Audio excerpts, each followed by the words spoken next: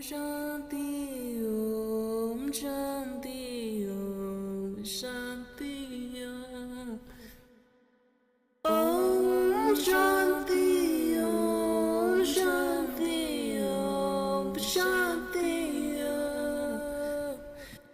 Om Shanti Om Shanti Om Shanti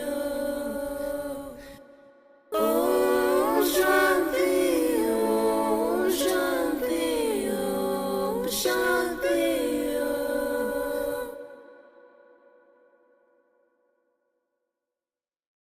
Hello, so I want to emphasize a specific point made in the Yoga Sutras of Patanjali. And Sri Patanjali basically it is not known if it was one person or many, but he or they were credited for being the father of yoga, not specifically in regards to creating it, but giving a system to it, referred to as the sutras, which is what this is basically. And they are, let me go back here. There are over 200 sutras, it says, and it dates back all the way from 5000 BC to 300 AD basically. And the teachings within this book here is like the foundation of modern day yoga and meditation, as it says. For yoga is the science of the mind. And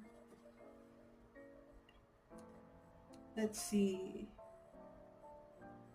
So I'm gonna say their name here. Sri Swami Satchidananda, or the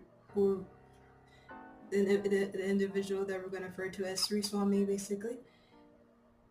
He's also a yogi in his own right. It says here that he is the most widely known and well-rounded contemporary exponent of yoga.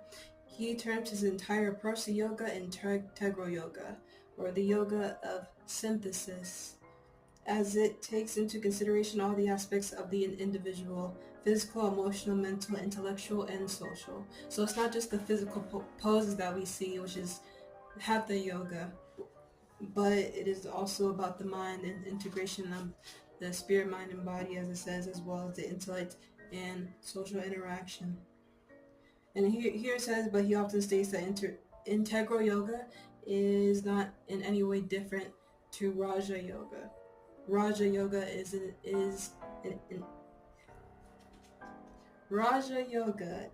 an integral approach, Lord, and its philosophy is scientific. And Sri Swami, it says here that he was brought up in a small village in South India, studied agriculture, science, and technology, and worked in various technical and commercial fields. Not satisfied with any of these things, he made the pursuit of yoga and made it his full-time occupation basically. And as it says, he got his information from the help of books and India's great sages and saints. It goes into more on how Sri Swami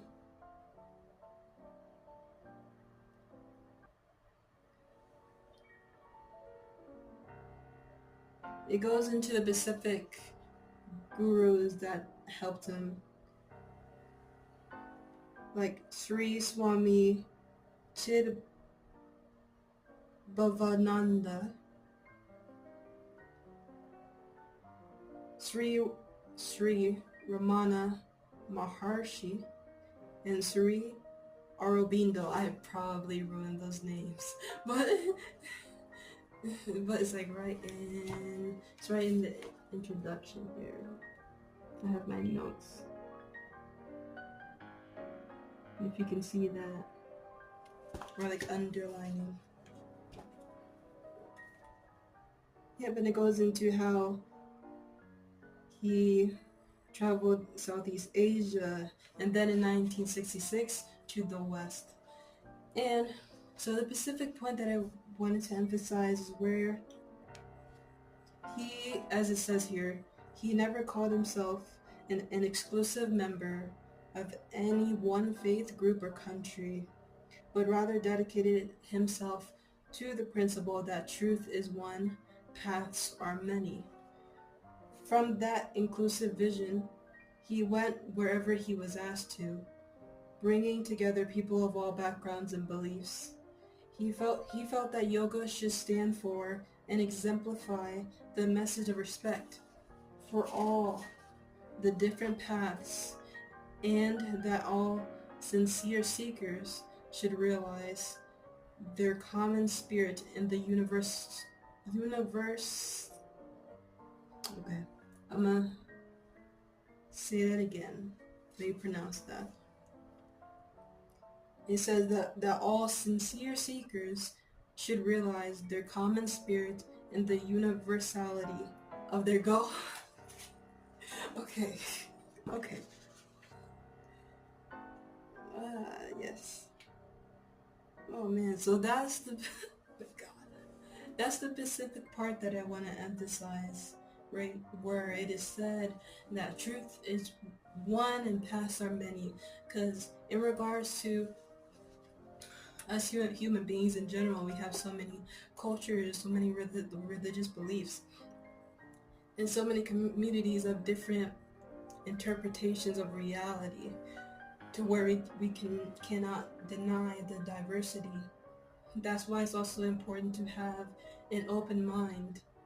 But along with having an open mind, it's definitely important to have your own morals that you stand on, that determine what you're going to stand against and support.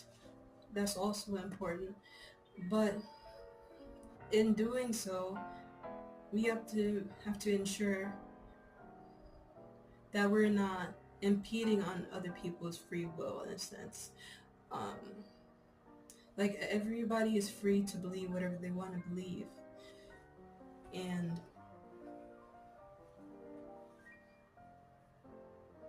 what's true to you may not be true to me. What's true to me may not be true to you, and that should be tolerable. And it is tolerable. And in regards to having these different religions,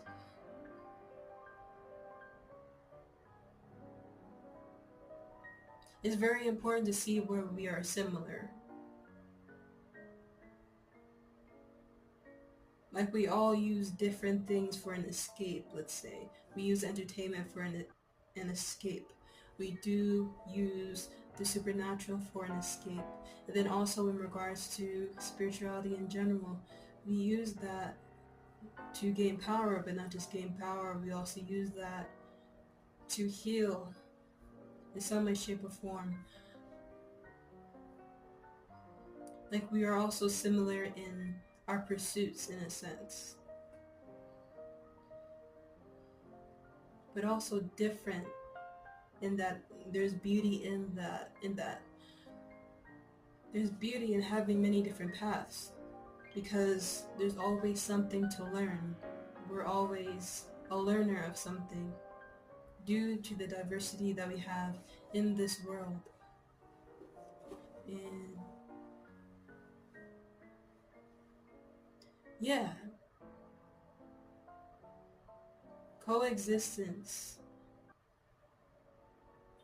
and understanding where we are connected is very important, especially with